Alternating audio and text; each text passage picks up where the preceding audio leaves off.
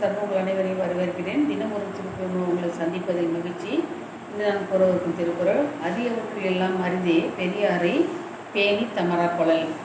எது அரிது என்று சொன்னால், நாம் வாழ்கின்ற காலத்தில் நம்மை விட வயதிலும் அனுபவத்திலும் அவர்களுடைய படிப்பறிவிலும் வாழ்க்கை நடத்துகின்ற முறையிலும் மூத்தவர்களை நாம் நட்பாக கொள்ள வேண்டும். அவ்வாறு கொள்ளும் நட்பு அனைத்தையும் விட சிறந்தது என்று சொல்கிறார் வள்ளுவர். பெரியவர்களுடைய வழிகாட்டுதல் நமக்கு மிக மிக முக்கியம். சிலர் அவர்களை பார்த்து உங்களுக்கு என்ன தெரியும், நீங்கள் வயதானவர்கள் ஒன்றும் தெரியாது என்றவர்களை புறக்கணிப்பார்கள். அப்படி செய்யக்கூடாது.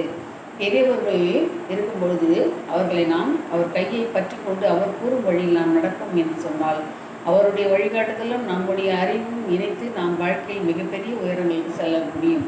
ஆகையால் நாம் என்ன செய்ய வேண்டும் என்றால், பெரியாரை நம்முடைய உறவினராக, துணைவராக, உற்ற நண்பராக ஏற்றுக்கொள்ள வேண்டும். அவர் ஏற்றுக்கொண்டு அவரோடு நாம் வீடு நடை போட்டால் அதனால் வரக்கூடிய நன்மைகள் அளப்பரிய.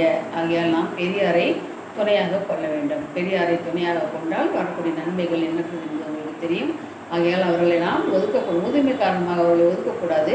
அவர்கள் கூறும் அறிவுரைகள் ஒவ்வொன்றும் பொன்வழிகள். அவர்கள் கூறுகின்ற ஒவ்வொன்றும் அனுபவித்து அவர்கள் தெரிந்து கொண்ட உண்மைகள். அந்த உண்மைகளை நாமும் தெரிந்து கொள்ள வேண்டும். அவருடைய அனுபவம் நமக்கு பாடமாக இருக்கும். அதனால் அவர்கள் சொல்கின்ற ஒவ்வொன்றையும் கூர்ந்து கவனித்து அதன் பொருள் உணர்ந்து அதன்படி நாம் நடப்போம் என்று சொன்னால் நம்முடைய வாழ்வு மிக மிக எளிதாக இருக்கும். முள் கல் இல்லாத ஒரு இனிமையான பாதையாக இருக்கும்.